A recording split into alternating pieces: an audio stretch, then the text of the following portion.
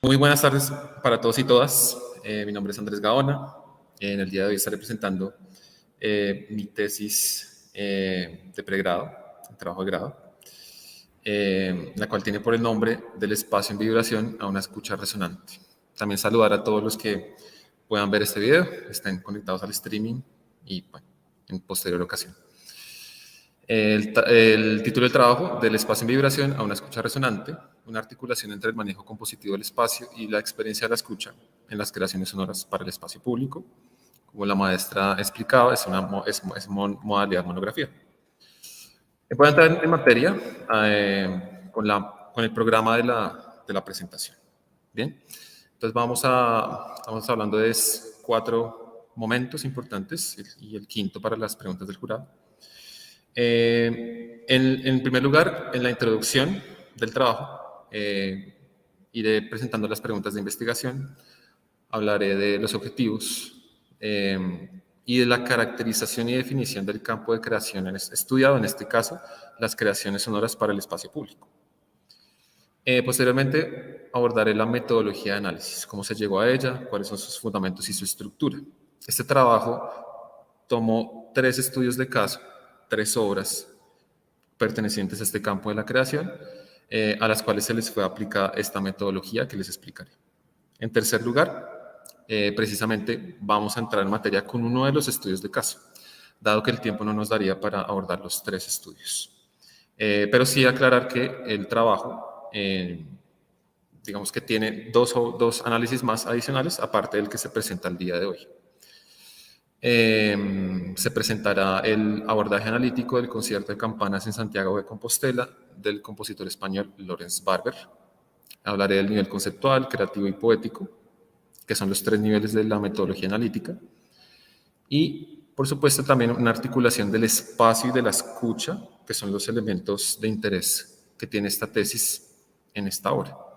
Finalmente, ya las conclusiones, en donde hablo del balance, los alcances, las limitaciones y las perspectivas del trabajo.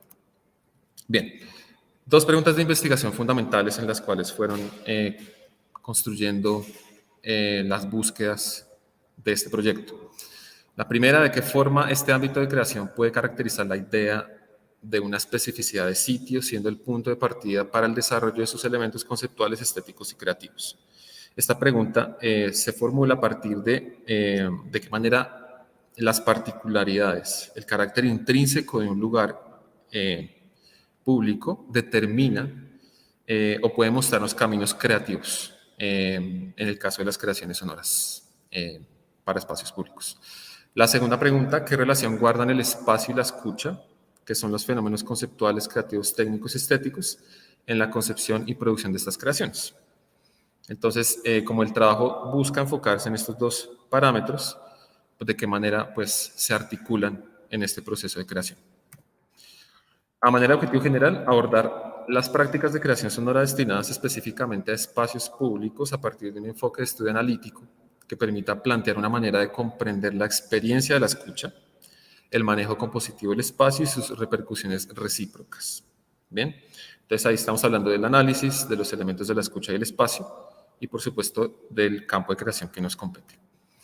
3 objetivos específicos para ello: establecer una caracterización y definición de qué es una creación sonora para el espacio público, identificar los modos en que el espacio es abordado como elemento conceptual, parámetro técnico y creativo dentro de esta práctica artística. Tercero, analizar 3 obras del campo de creación a partir de una metodología analítica fundamentada en el estudio de los niveles conceptual, creativo y poético, caminos que proveen un reconocimiento en torno a las experiencias de la creación y la contemplación. Este objetivo en particular ya está encaminado al desarrollo de la metodología analítica. Empecemos entonces por llegar a la caracterización del campo de creación. 4 elementos importantes en esa caracterización se consiguieron en el desarrollo del trabajo. Por una parte, el espacio público, el escenario y el contexto donde se lleva a cabo la creación. La obra, por supuesto. Entonces, ¿de qué manera la obra puede transformar, interrogar o incluso diluirse con el espacio, con las condiciones sociales y espaciales del lugar? La escucha, determinante en la experiencia estética, ¿cierto? y en los procesos de construcción de formas inéditas de relacionarnos con los espacios. Y algo importante también allí que surge de estos tres elementos son los espacios de representación. Digamos que es un concepto de Henri Lefebvre,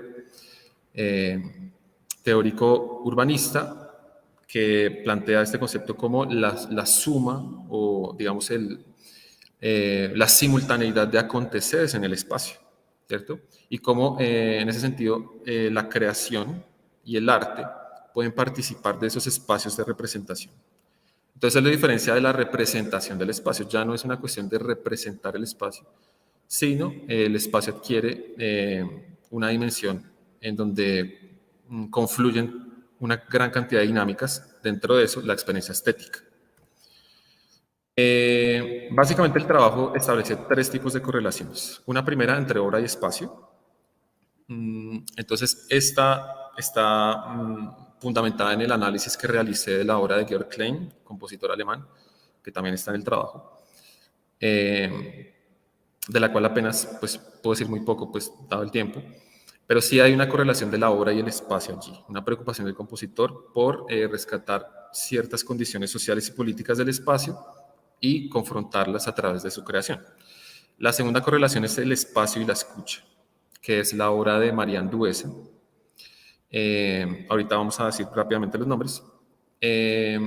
Muy diferente un poco al planteamiento de Klein, en la medida en que la obra de Andueza busca diluirse con el lugar, no tanto mostrarse de forma explícita, sino camuflarse, casi que camuflarse con las dinámicas del lugar, con las condiciones intrínsecas. Y lo que nos atañe el día de hoy, la obra y la escucha, que es la obra de Lawrence Barber, ¿cierto? Entonces, ¿de qué manera hay una alusión directa a esa correlación en términos de cómo el espacio se resignifica, en este caso a través del sonido de las campanas? Entonces, hay una relación directa de la obra con la escucha.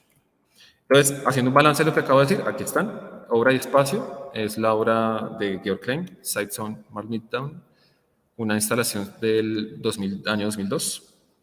La obra de Marianne Duessa del año 2009. Y la obra del día de hoy que nos convoca, Concierto de Campanas en Santiago de Compostela de 1999, realizado en España.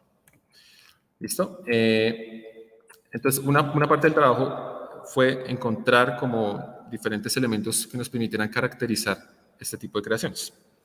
Entonces, Liud plantea ya una noción acerca de rescatar no solamente al espacio en sus condiciones físicas y de infraestructura, sino pensar en su carga simbólica, su relación con el uso cotidiano que tiene la comunidad que lo transita, etcétera, etcétera. Hay una preocupación más allá simplemente de los aspectos formales puramente. Andueza plantea también ya una noción de instalación sonora, particular en la medida en que ella ya la refiere al espacio público. Entonces nos habla de dinámicas urbanas que planteadas por la obra. Como consecuencia tiene una lectura desde el arte, ¿cierto?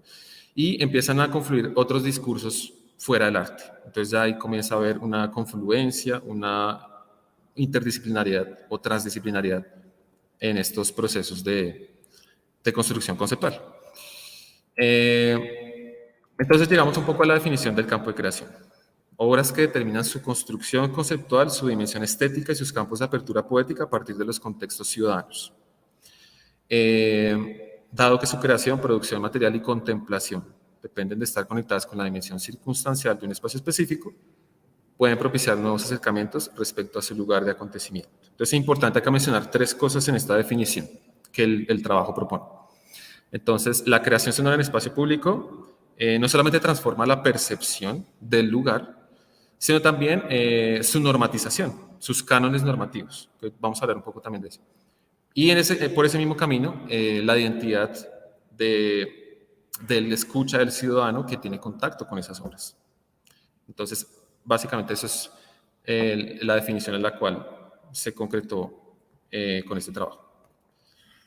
La metodología de análisis. Entonces, parte de la pregunta: ¿qué implicaciones pueden tener estas obras en la demanda de un nuevo pensamiento musical fundado en la problemática del sonido? Esa es la pregunta fundamental de esta metodología. López Cano es un referente clave en la definición de esta metodología, en la medida en que él plantea que este tipo de obras plantean una polidimensionalidad semiótica. Entonces, un rango amplio de interpretaciones para el cual la obra de arte histórica moderna, los insumos que tiene para responder a ello no son suficientes. Entonces hay una fase de disfuncionalización de esta concepción de obra de arte que ya no se ajusta a las demandas de la obra de arte postmoderna. Entonces, él plantea, para que yo considere esas producciones como arte, debo replantearme por entero mis nociones básicas de lo que es el arte y de cómo soy yo cuando percibo arte. Por esa misma línea, entonces, Arthur Danto habla del arte poshistórico, concepto que retoma López Cano para finalmente llegar a su concepto de nuevos comportamientos musicales, que, como bien dice, ustedes pueden leer, marca de actividad artística en el que se circunscriben las creaciones sonoras para el espacio público. Pero más allá de esta conceptualización, la metodología, el enfoque que plantea López Cano es bastante útil, o lo consideramos bastante útil, para el desarrollo del trabajo porque aborda 3 elementos importantes: el nivel conceptual, el nivel creativo y el nivel poético. ¿Bien? Entonces, básicamente el nivel conceptual son las construcciones, categorías, términos teóricos que tejen el discurso que se propone explicar el fenómeno creativo. Bien, el nivel creativo ya es la praxis artística del creador y sus productos materializados en la obra. Bien, y el nivel poético expandido, el elemento aglutinante de todo el acontecimiento artístico. Ya no es solamente el discurso del creador, sino es la obra, casi como una entidad autónoma que propicia unas nuevas dinámicas que casi que se salen de las ideas mismas de las cuales partía el creador. Entonces, es la relación ya del público con la obra y a partir de esa relación, ¿cuáles fueron esos nuevos alcances a los que llegó la obra? Para hacer un poco más, ya asentar esto ya en el concierto de campanas de Barber, vamos a comenzar a revisar entonces cómo se aplicaron estos niveles de la metodología analítica a la obra. ¿Listo? Barber nos habla de convertir la calle, la ciudad, en un auditorio.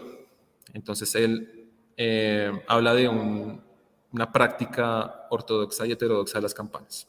Entonces, de qué manera la campana también él lo plantea como una posibilidad de un dispositivo de la memoria, de convocar a la memoria desde el sonido. En la obra encontramos 3 elementos importantes: la ciudad, por supuesto, el espacio para el ritual del concierto, las campanas, ¿cierto? Las fuentes emisoras del sonido y los elementos que propician y pueden llegar a concretar imaginarios sociales y culturales. Y por supuesto el ejercicio de la escucha, que es la experiencia in situ para la activación de esas dinámicas. Entonces, el análisis lo que hizo fue comenzar ya a sentar cada uno de esos niveles. El nivel conceptual se centró en el concepto de música plurifocal planteado por Barber. Hablamos de obras estructuradas por la relación entre los diferentes focos sonoros. Entonces aquí hablamos, cuando me refiero a focos sonoros, hablamos de campanarios de iglesias. Él lo llama foco sonoro. Entonces vamos a hacer referencia a campanas de iglesias o de catedrales. Y la música plurifocal, digamos que tiene que ver con una plurifocalidad también. De qué manera entran en juego esa cantidad de focos sonoros. El análisis de los registros documentales fue el nivel creativo. Entonces, la partitura, fotografías y demás elementos que permitieron llegar a los hallazgos de los elementos técnicos y compositivos de la obra. Bien. En ese sentido, decir que el asunto de la obra no se reduce en este caso al registro, pero sí mencionar que el registro fue un elemento determinante en el análisis para los hallazgos del nivel creativo a nivel técnico y compositivo. ¿Sí? Entonces, en ningún caso el registro va a reemplazar la experiencia in situ en estas obras, pero sí es un elemento fundamental en una metodología de análisis como esta. Y el nivel poético, los nuevos agenciamientos producidos por la obra, ¿cierto? Entonces, en este caso, se centró en el componente de la memoria y cómo esto se propicia desde el potencial significante sonoro de las campanas. En este caso, entonces, la relación de la obra con el espacio en en el concierto de Ciudad de Barber, tiene que ver con el estudio fonoetológico del espacio, que consiste en el estudio del sonido en el espacio, en espacios abiertos. ¿Sí? Cómo se comporta el sonido en espacios abiertos, el estudio fonoetológico. Es algo de lo que plantea Barber en su proceso creativo. El papel de la escucha en la creación, entonces lo que hablaba un poco de la plurifocalidad, cómo el mismo creador puede empezar a tomar decisiones creativas a partir de, de la disposición casual de esos focos sonoros que están en el espacio. Entonces ya entra en la materia, aquí están las partituras, las dos primeras páginas de la partitura. La obra consta de 94 campanas en total, ese es el instrumental sonoro, y un total de 31 iglesias intervenidas, por así decirlo. La partitura está organizada en notación cronométrica. Ustedes observan ahí a mano izquierda, en la partitura de mano derecha, en el borde izquierdo, la numeración de los focos sonoros. La delimitación de esos focos sonoros me permitió realizar una identificación de estos focos en un mapa a través de Google Maps, un ejercicio que se puede realizar buscando las catedrales y ubicándolas específicamente en el espacio. ¿Sí? Entonces hice una reconstrucción del plano urbano con las iglesias empleadas por Barber para este concierto. Bueno, citas importantes acerca como de eso. Las iglesias con sus campanarios están ahí donde la historia del urbanismo han querido. ¿Sí? Es como lo que hablaba de la disposición casual. El compositor llega y se encuentra con esto. Y a partir de eso, de esos elementos que están de manera previa, ¿cierto? Es el material con el cual él trabaja. A partir de esa identificación de los focos, de los focos sonoros, se pudieron identificar sectores de focos, que en este caso fueron 5 sectores. Digamos que rotulados con las letras A, B, C, D, E, ¿sí? Y algo muy importante fue que la manera en que se llegó a sectorizar estos grupos de focos fue a partir de la partitura. Entonces ahí entra también el elemento, en este caso, la partitura como elemento que integra el registro documental, fue un elemento determinante. Entonces, en este caso, esta es la técnica de la serpiente sónica, en el cual Barber hace unos repiques de campanas que se van activando por sectores, los sectores de focos que ustedes ven a mano derecha. De esa manera, está la página 5 de la partitura. Entonces, también fue interesante no comenzar por la página 1 de la partitura, sino que en realidad cada técnica me iba arrojando información importante sobre la experiencia real de lo que fue el concierto. Entonces, aquí hay una interacción de los 5 sectores de focos y el sonido se va desplazando como ustedes observan en la flecha, de C a A, luego de A a B, B a D, D a E y E a C. Bien. Esta ya es otra técnica, la melodía de repiques. Entonces, la melodía de repiques es otro tratamiento espacial del sonido que implica movimiento. ¿Cierto? Vamos a ver otro tratamiento que él hace que es textural, pero estamos en los que implican movimiento. Entonces, acá, mientras un grupo de campanarios realiza un desplazamiento en dirección norte del espacio, otro se dirige hacia el sur. En estos sectores de focos. Entonces es bien interesante cómo él comienza a materializar el sonido en el espacio. Entonces, esta anterior es de la primera parte de la partitura y aquí cambia, si se dan cuenta ya ahí cambió, porque es ya la segunda parte de la partitura. Entonces, en realidad también el componente visual que encontramos en la partitura es casi también una idea de lo que acontece en el espacio. Entonces ya es tenemos acá otra técnica, ¿cierto? Donde ustedes observan esta hélice de movimiento. ¿Cierto? Entonces es la ráfaga transitadina en acelerante, ¿cierto? Entonces también tiene esta característica de que busca el compositor hacer claro este movimiento del sonido, ¿sí? Por acá en la siguiente, entonces tenemos... entonces, básicamente estos son los procedimientos de movilidad sonora que se encontraron en la obra. Página 5, serpiente sónica de repiques. Página 2, repiques de campanas, ya conformando una estructura melódica. Y la página 3, la ráfaga transitadina. Digamos, no es necesariamente una construcción melódica, sino solamente una dirección que inicia en un punto y termina en otro, y ahí se acaba. Ahora pasemos a los elementos texturales. Bien, entonces el sonar por goteo locage es básicamente como lluvia de sonido de campana todo el tiempo, ¿cierto? Entonces crear una sensación de comportamiento ubicuo de la materia sonora en el espacio. Entonces esos cambios son bastante contrastantes en la obra de Barber, en la medida que ya no hay una direccionalidad del sonido, sino que percibo al sonido habitando por todas partes. Entonces tenemos la página 1. Entonces fíjense lo que hablaba un poco de que en realidad la página que me permitió a mí establecer un poco la experiencia real fue la 5, porque me permite identificar los sectores de focos, pero la página 1 en realidad comienza con una cuestión más etérea, ¿no? Del sonido actuando por todas partes. Página 4 a mano derecha, el tapiz de grupetos de apoyaturas. También es una cuestión textural, no hay una intención de desplazamiento del sonido. Entonces hay diferentes apoyaturas que llegan a repiques de campanas y así actuando a lo largo de la página. Entonces acá, haciendo esa recapitulación, página 1, sonar por goteo locage, página 4, el tapiz de grupetos de apoyaturas. ¿Sí? También aparecen algunos glissandi campaneros que él también plantea López Cano y el mismo Barber. Entonces, glissandis en los cuales en una misma catedral las campanas de tal iglesia crean como una sensación de cambio en el registro. Entonces, como de lo grave a lo agudo, de lo agudo a lo grave, etc. El último tratamiento textural que encontramos en la obra está en la página 6.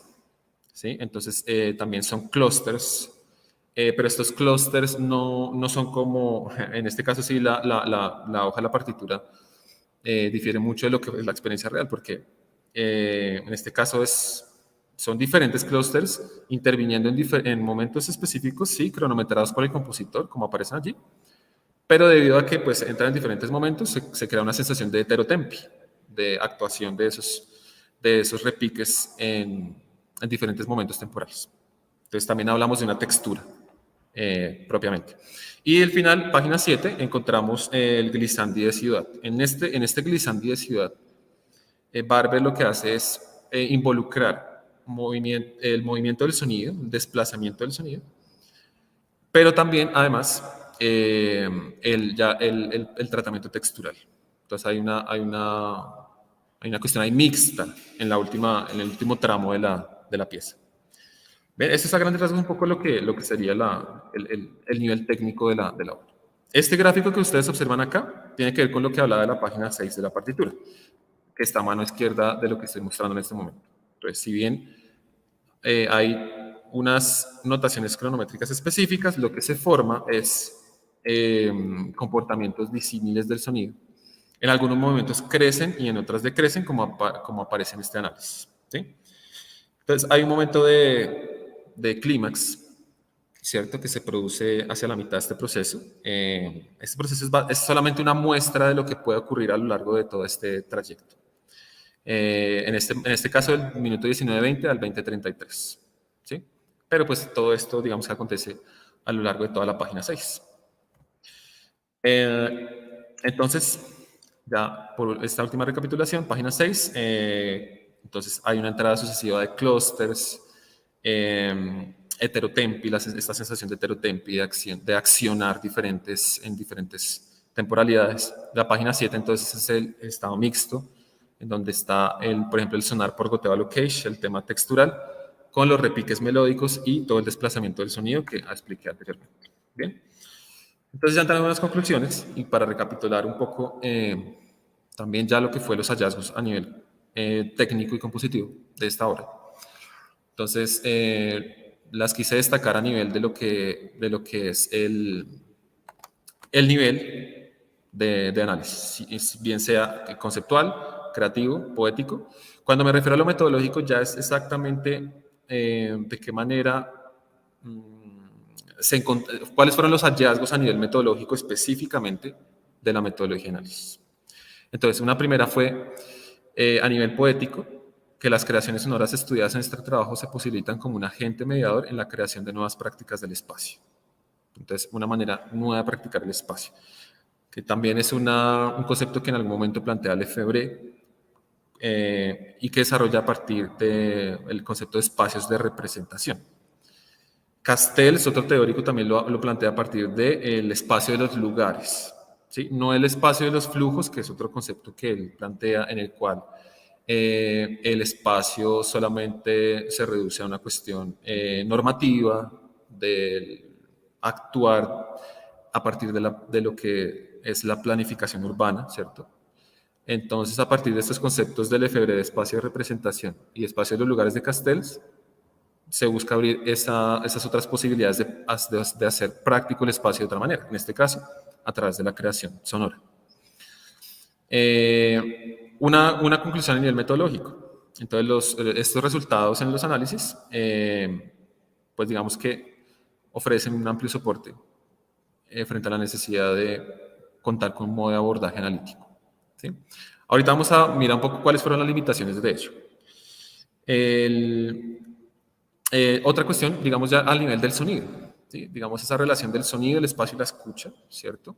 Que digamos el fuerte de esta metodología está en la articulación entre el nivel conceptual y en el nivel creativo. Es decir, entre la parte teórica, por así decirlo, de los creadores y de la investigación que realizó este trabajo y de los hallazgos de la obra propiamente.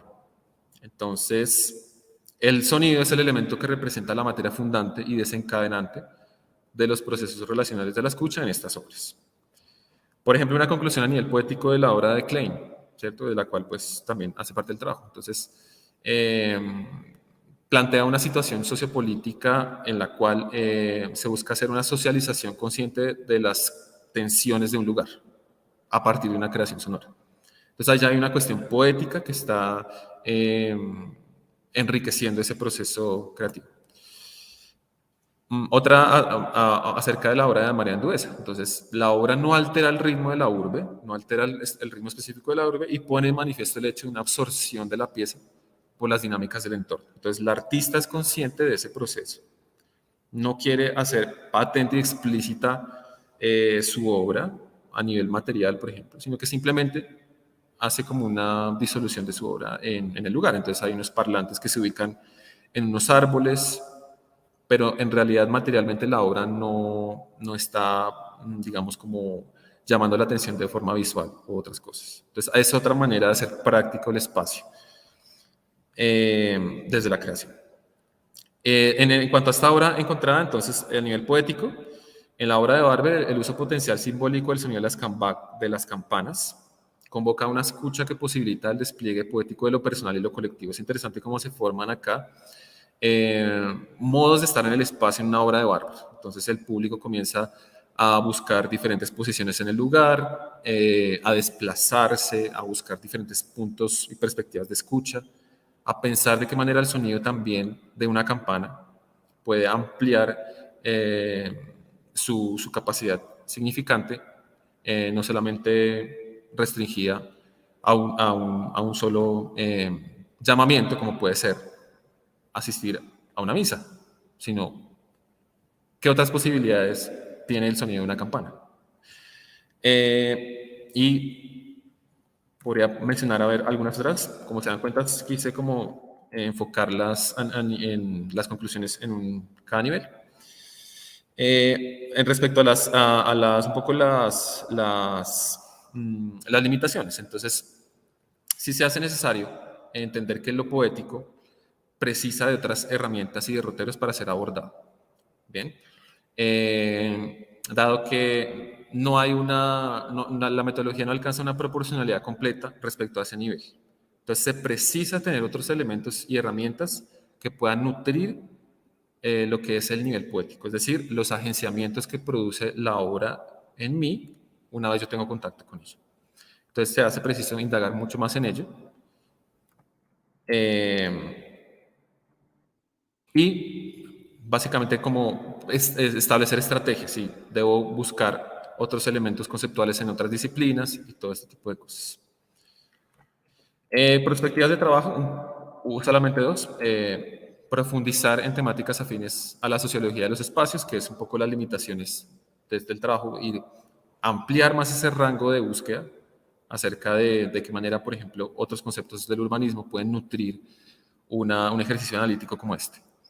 Y, por último, ser un aliciente y acompañante para futuras experiencias creativas e investigativas de este tipo. Experiencias creativas que se pregunten por el sonido y la escucha y el espacio público, que se tomen como coordenadas específicas para la definición de experiencias relacionales vitales. Entonces, hasta aquí llego al final de la ponencia, de esta sustentación. Muchas gracias.